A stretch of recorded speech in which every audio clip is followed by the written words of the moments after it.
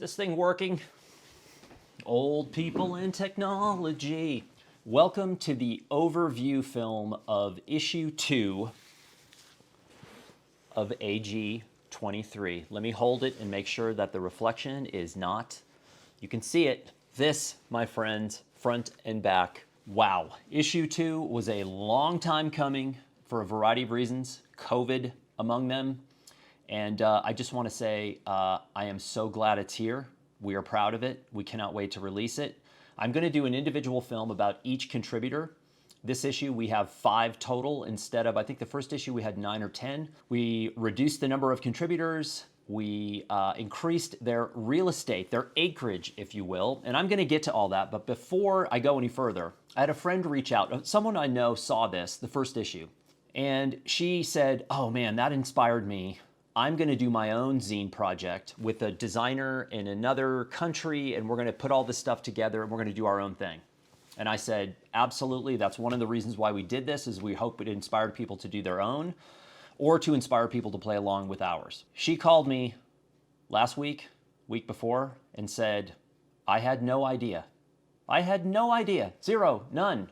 How expensive and how time-consuming and how much work it was to do something that looks kind of trivial. It does, but it's not. And I said to her, look, I know it's climbing a hurdle every single time, but it's worth it. And I am so happy that she's on her way. But I have a long list of people to thank for this project. This is long, but it's important, and you're involved. Number one, have to thank Rick Elder, the director and CEO of Beyond Clothing. Without Rick, there simply would be no AG23. I was the one initially who said, no, I don't want to do this. I don't have time to do this. I don't have the resources to do this.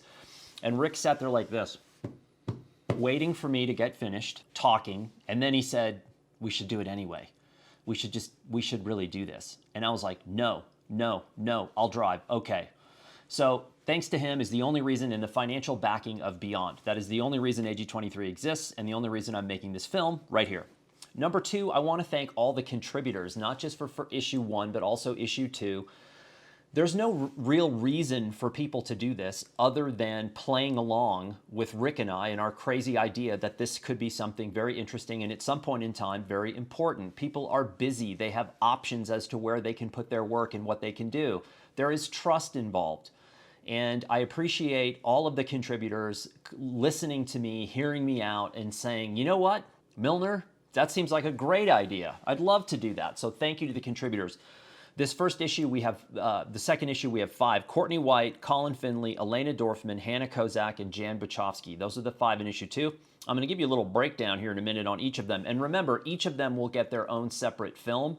Probably not long and fancy, but this is why we are doing AG. We are saying to you, these are people that we think are interesting, who are doing good work that you should pay attention to. I also need to thank Zoe Sadokiersky, who is the designer of AG23. She's a designer based in Sydney. She's one of my all-time favorite people that I have met during my travels at Blurb. I met her in Sydney years ago and hired a 2-person camera crew to do a video interview with her, and I was blown away by not only her talent, but her attitude. It's just infectious. She's incredibly positive. She founded the Australian Book Design Association. She has been Designer of the Year.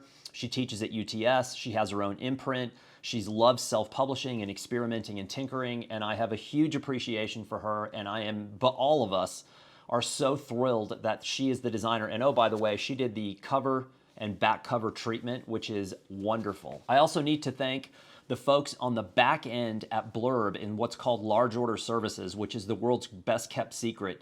Blurb has done custom offset book printing for years, but that's not what we were when the company was founded. So a lot of people don't seem to know that we do this. The only reason I can use Blurb for AG23 is Large Order Services, because we wanted, one, to customize the book. We have a matte cover instead of a gloss cover. That's the one customization. But I needed to print in volume. I didn't want one at a time. I wanted 2,000 copies up front. Now, I wouldn't know how to do that. So I call Large Order Services and I go, this is what we need, and they take care of everything. So, and they probably think I'm a complete pain in the ass, which is probably true. But I have to thank them because the system works really well. They are the go-between between the offset printer and me so that I don't have to go to the offset printer and show them how little I know about offset printing. LOS handles that for me. I also need to thank you, the readers. I was so overwhelmed by the response to the first issue and people saying, I gotta get my hands on this, I gotta get it, and it sold out very quickly. I still have copies of issue 1, and I am slowly trickling them out to people in my database, people who I think are fantastic in all walks of life, who are sort of movers and shakers and intelligent people who are interested in this kind of thing, and I package up a copy of the zine in a slipcase, sometimes with a t-shirt with stickers and a handwritten note, and I say, look, this is a project I'm working on. You should look at these contributors. So I want to thank everybody who reached out and got a copy of the first issue. The last group that I want to thank, and you might find this a bit odd, I want to thank all of the people who reached out to me, ticked off because they live overseas and could not get a copy because we are only shipping domestically. Yes, those people who are upset with me and with AG23 in general because we're not shipping overseas.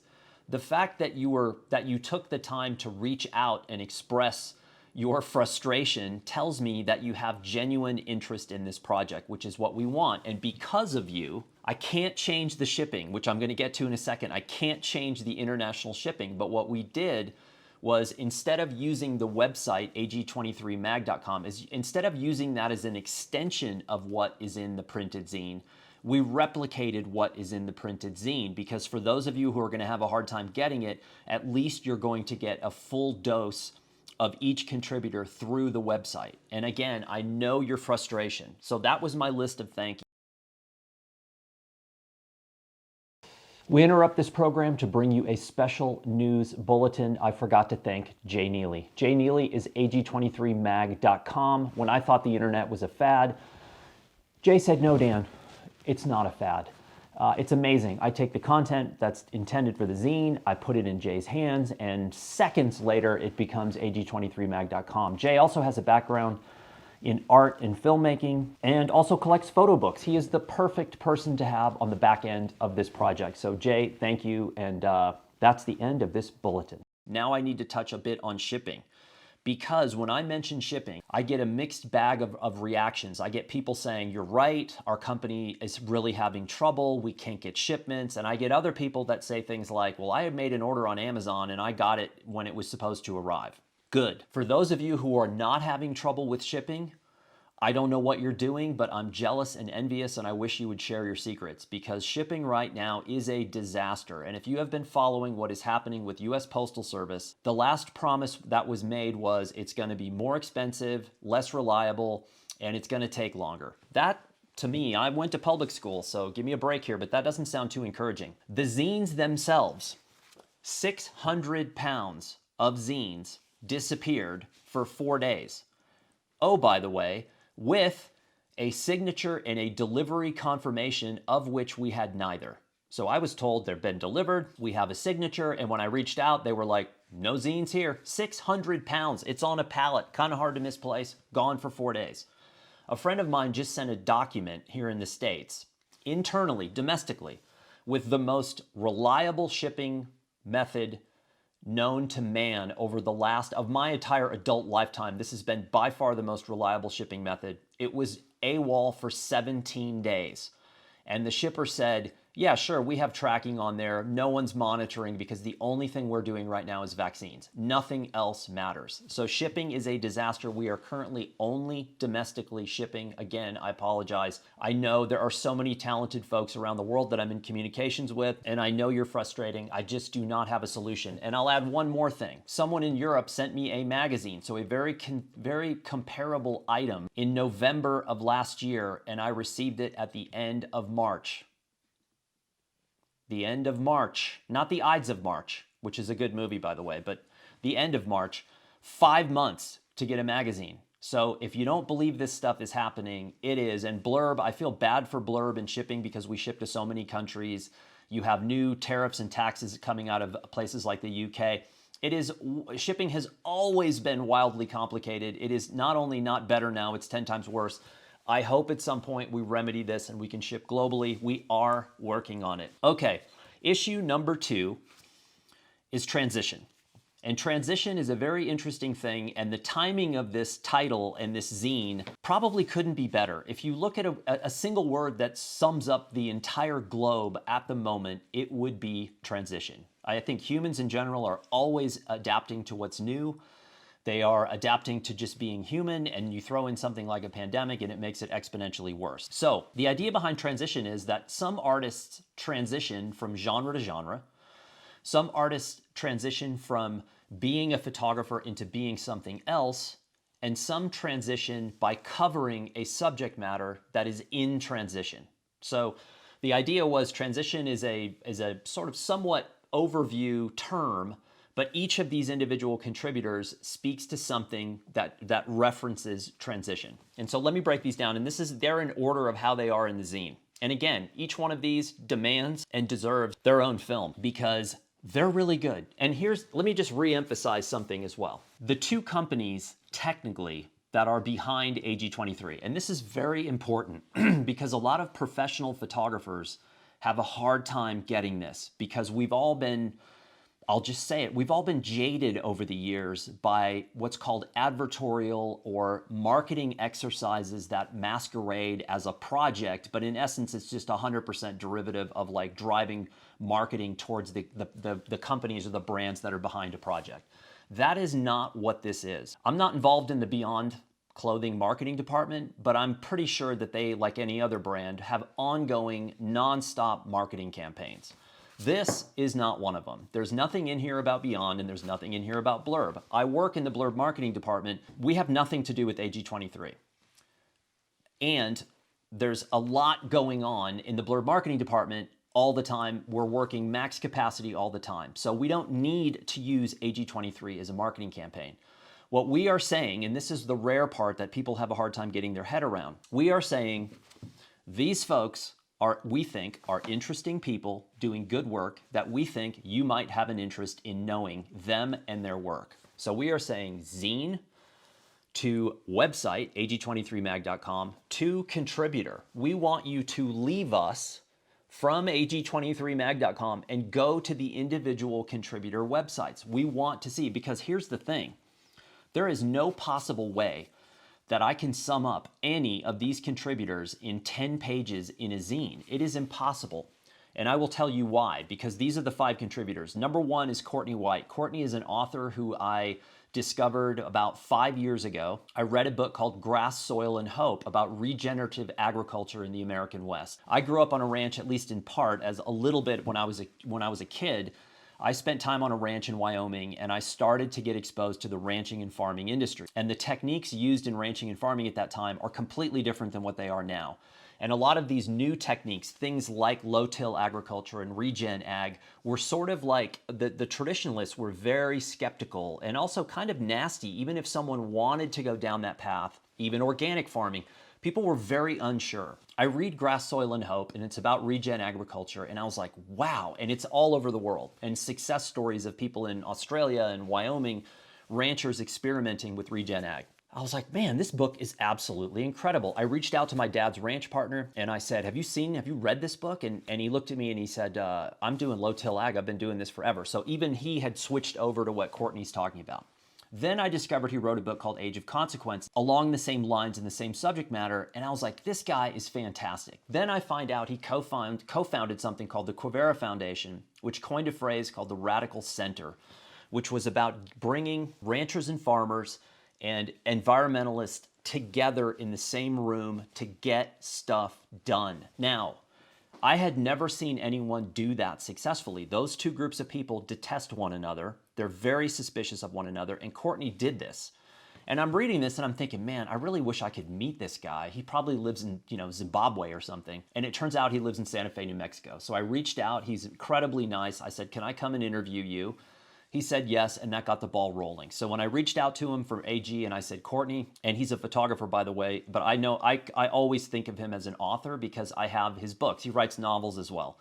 So Courtney is a gold mine for anyone who's interested in environmental issues, and he's a blast to talk to because he knows so much more about this stuff than I do. Contributor number 2 is Colin Finley, and when I was coming up as a photojournalist, one of the names in the news all the time, winning all the awards, who was at every hotspot, who was doing the work I wanted to do, was Colin Finley. It was Colin Finley, Colin Finley, Colin Finley. I'm like, man, I'm simultaneously jealous.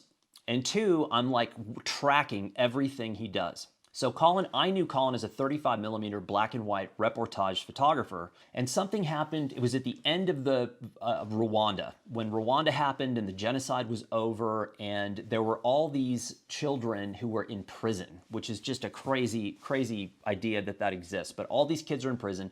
The government didn't know what to do with them. And Colin was trying to go over to do this project, to cover these kids who were in these like sort of makeshift prisons in the jungle, and no one knew what to do with them. The problem was Colin couldn't get funding from traditional sources, like the traditional news magazine. Again, I'd not met Colin at this point. All I knew of him was his byline and his work.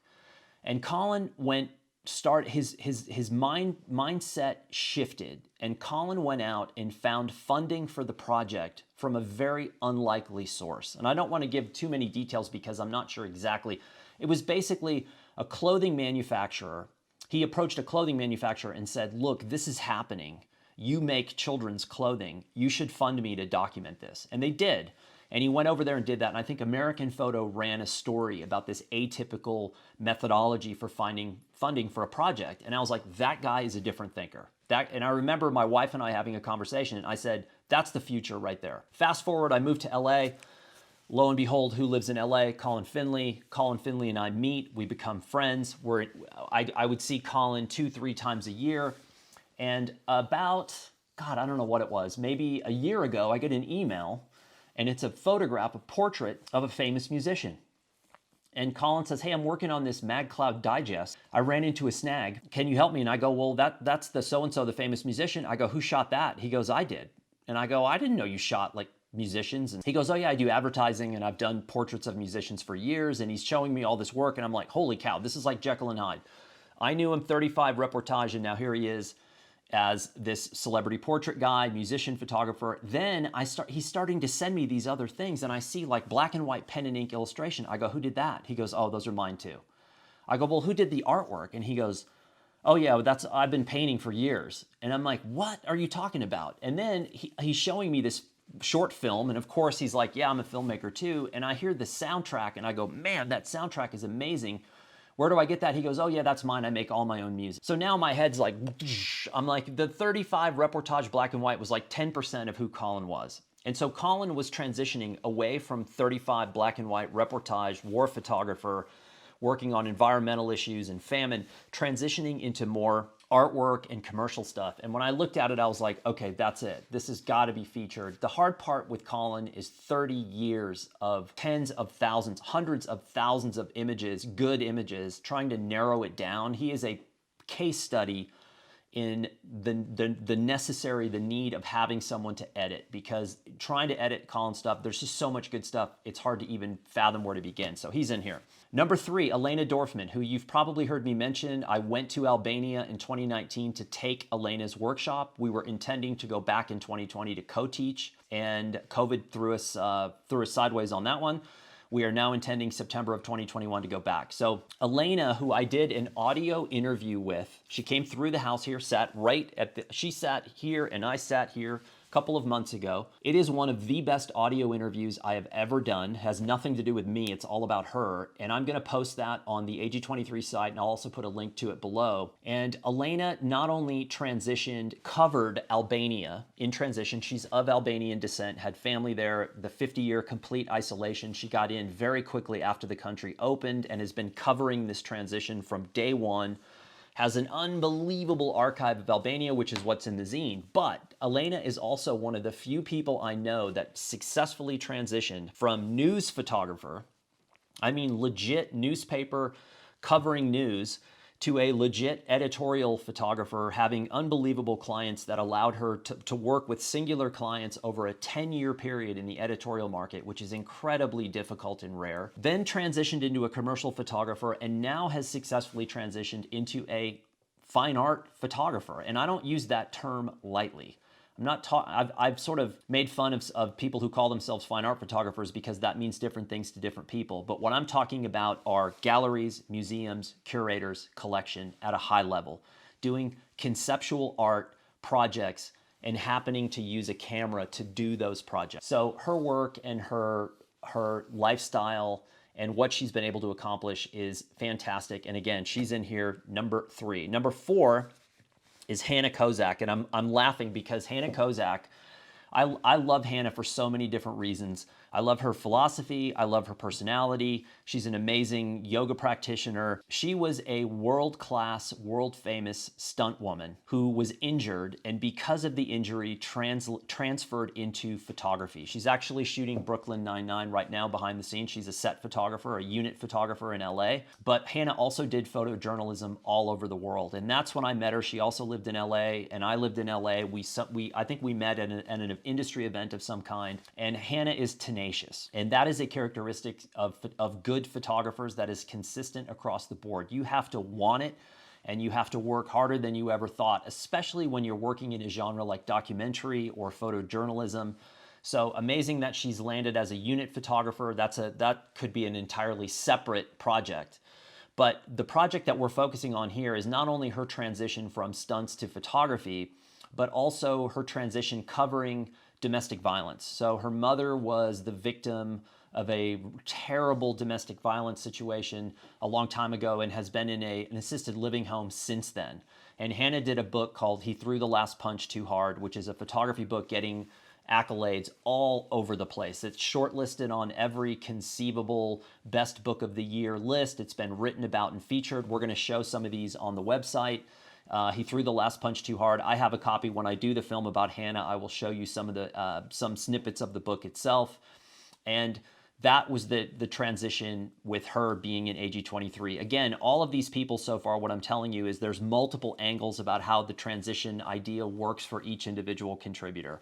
But when you see these folks and what they've done and how they do it, I think everybody out there, regardless of what level you are, can learn something from each of these contributors. Plus, just reach out and say hello to them and say, hey, I found you through AG23 and I just wanted to say, I saw this on your site. I like it, whatever. Everybody likes accolades. Everybody likes to know that what they're doing is working. The last person in issue 2 is Jan Buchovsky, who is a photographer here in Santa Fe, who I did not know until about a year and a half ago. I walked into a gallery on Canyon Road. I had no idea what was being shown. And I saw a color photograph that just absolutely froze me in my tracks. And I looked at my wife and I said, now that is a picture. Who made that picture? And she goes, oh, that's Jan's project on Mescalero Maiden. And I was like, what? And so I met Jan Buchovsky. Now, Jan talk about transition. She has had one of the most interesting lives you can imagine. I can't even begin to go into it in here now because I'm just going to stick with Jan, the photographer. But she's had this unbelievable history with music in particular. And so Jan did a project on Mescalero Apache maidens, which are young girls in the community transitioning from being young girls into women. And that in itself is transition, but the tribe has placed a specific emphasis on the importance of these girls in the future of the tribe. Now, my experience with Native American pueblos was it's incredibly difficult to get access. When I was a newspaper photographer years ago and I lived in Arizona, the paper had one photographer who was allowed on any of the Native American land. And this had been a long worked out sort of progress and situation where he had to be vetted over and over and over to gain and work on this access. No one else even tried to go on the land or even do projects because they weren't allowed. So when I saw Jan's work, my first thought was, how did she get access? How did she gain trust? And it's a amazing story that goes all the way back to her childhood. And the photographs are phenomenal, including the last image in the zine, which is like mind-blowingly good. I've looked at it 10,000 times and I keep looking at it and just saying, man, I wish I would have made that picture. I wish I would have gotten access to do it because I'm selfish. I'm greedy. You should know that by now. Okay, those are the 5. That's the overview of issue 2 of AG23. 2,000 copies, 6x9, 70-pound paper with a matte cover. That is the only customization is a matte cover instead of a gloss. This is not a precious object. This was meant to be consumed and passed along. We do not want a coffee table book. We do not want a Fabergé egg. We want something that is non-confrontational, that is non-threatening, that someone might see and say, wow. Now, a big part of that to me is this cover design, which is very atypical. When people see this, and I leave a copy out, if someone comes through the house, they just immediately gravitate to this, like, what is that? So again, thanks to Zoe for that. That is issue 2. I am, like I said, going to start. I'm going to work my way through making films. Courtney, Colin, Elena, Hanna, and Jan. Who knows when I will have the time to actually do that, because I've got all kinds of things on my plate. And it's the middle of Sunday right now on a perfect day with perfect weather. And I'm here in the house talking about AG23. What could be better? Thank you, Rick from Beyond and the team at Beyond. Thank you to the contributors. Thank you to Zoe. Thank you to Blurb LOS. Thank you to you, the readers, and even those of you who are ticked off at Uncle Dano for not being able to ship to you overseas. I hear you loud and clear. We're working on it, but these are weird times, and when the going gets weird, the weird turn pro. Hunter S. Thompson. Thanks.